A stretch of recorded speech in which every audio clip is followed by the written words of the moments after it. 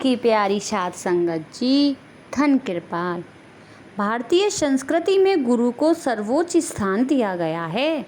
भगवान दत्तात्रेय के अनुसार जिनसे हमें कोई सीख मिले वे गुरु हैं। उन्होंने स्वयं 24 गुरु बनाए थे। कहते हैं कि ज्ञान प्राप्ति के लिए गुरु आवश्यक है। अच्छे गुरुओं के कारण ही उत्तरोत्तर प्रगति का मार्ग प्रशस्त हुआ है। गुरुओं की महिमा कई बार प्रशंसित की गई है। भगवान दत्तात्रेय के अनुसार गुरु तो कोई भी हो सकते हैं। उन्होंने स्वयं 24 गुरु बनाए थे। वे कहते थे कि जिस किसी से भी जितना सीखने को मिले हमें अवश्य ही सीखने का प्रयत्न करना चाहिए। उनके 24 गुरु थे। पृथ्वी हमें सहनशीलता और धैर्य की भावना सिखाती है। श्री दत्तात्रेय जी ने इन्हें अपना प्रथम गुरु माना और उनसे इन सद्गुणों को सीखा। सूर्य, समय का श्रेष्ठ प्रबंधन सूर्य देव ही सिखाते हैं। सूर्य के बगैर किसी का भी अस्तित्व नहीं होता। इसलिए श्री दत्तात्रेय जी ने उन्हें भी अपना गुरु माना। तीसरा है वायु। हवा यह पाठ पढ़ाती है कि सेवा ऐसी करे कि दाहिना हाथ करे और बाएं हाथ को भी पता ना चले, इसलिए पूज्य है। अग्नि, हमारे शरीर का तापमान ही अग्नि तत्व है जो हमें जीवित रखता है, इसलिए गुरु की तरह है।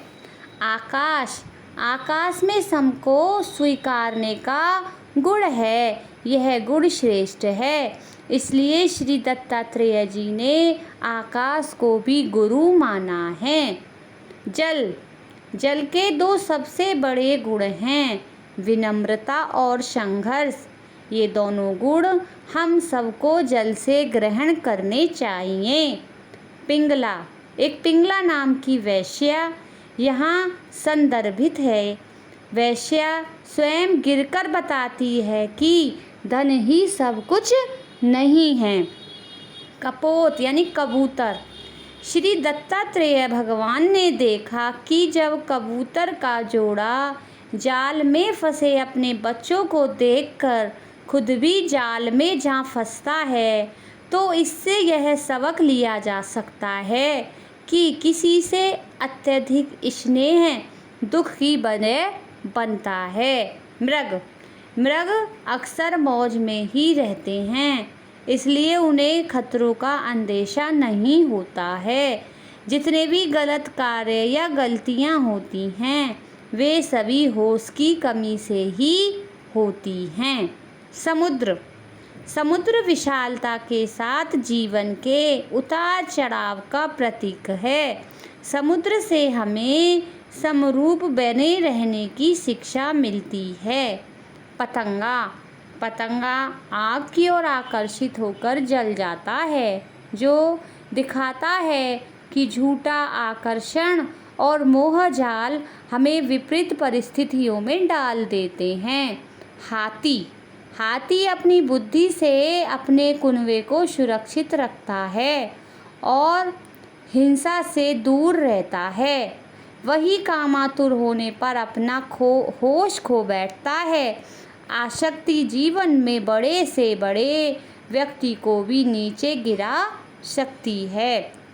मधुमक्खी गुणों का मधुर संचय करके रानी मधुमक्खी और दूसरों के लिए समर्पण करने की जीवन साधना में लगी रहती है। वह सेवा का अनुपम पाठ पढ़ाती है। मछली अपनी इंद्रियों को काबू में नहीं करने की वजह से मछली को इसका खामियाजा अपनी मृत्यु के रूप में भोगना पड़ता है, यानी अपनी इंद्रियों को काबू में रखना चाहिए। काक पक्षी है सिखाता है कि धूर्तता और स्वार्थपरता की नीति का अंत हानिकारक होता है। अबोध बालक एक कोरी स्लेट के समान होता है। उस पर अच्छा और बुरा कुछ भी लिखा जा सकता है। चंद्रमा, जैसे हमारी आत्मा सब कुछ से परे ही है, वैसे ही चंद्रमा के घटने या बढ़ने से उसकी चमक और शीतलता नहीं बदलती, हमेशा एक जैसी रहती है। कुंवारी कन्या। भगवान दत्तात्रेय ने एक बार एक कुंवारी कन्या देखी जो धान कूट रही थी। धान कूटते समय उस कन्या की चूड़ियाँ आवाज़ कर रही थी। बाहर मेहमान बैठे थे जिन्हें चूड़ियों की आवाज़ से परेशानी हो रही थी। तब उस कन्या ने चूड़ियों की आवाज़ बंद करने के लिए चूड़ियाँ निकाल कर रख दी। दोनों हाथों में बस एक एक चूड़ी रहने दी। उसके बाद उस कन्या ने बिना शोर किए धान कूट लिया। जितना हम दूसरों का ख्याल रखते हैं उतना ही हमारा जो ख्याल है वो प्रकृति रखती है। लोहार हमें यह सिखाता है कि जीवन में किसी भी काम को मन लगा कर करना चाहिए। मन लगा कर करने से बिखरी हुई चीज़ों को भी हम श्रेष्ठ स्वरूप दे सकते हैं। मकड़ी। दत्तात्रेय जी ने मकड़ी से सीखा कि भगवान भी माया जाल रचते हैं और उसे मिटा देते हैं। ठीक वैसे ही जैसे एक मकड़ी स्वयं जाल बनाती है, उसमें विचरण करती है और अंत में पूरे जाल को खुद ही निगल लेती है, ठीक इसी प्रकार भगवान भी माया से सृष्टि की रचना करते हैं और अंत में उसे समेट लेते हैं। भृंगी कीड़ा ने श्री दत्तात्रेय जी को सिखाया कि अच्छी हो या बुरी, हम जहाँ जैसी सोच में अपना मन लगाएंगे, मन वैसा ही हो जाएगा। अजगर।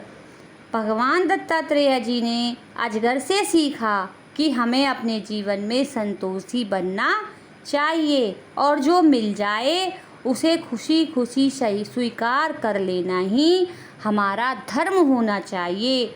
भौरा। भगवान दत्तात्रेय ने भौरे से सीखा कि जहाँ भी सार्थक बात सीखने को मिले उसे तत्काल ग्रहण कर लेना चाहिए, जिस प्रकार भौरा अलग अलग फूलों से पराग लेता है। धन कृपाल।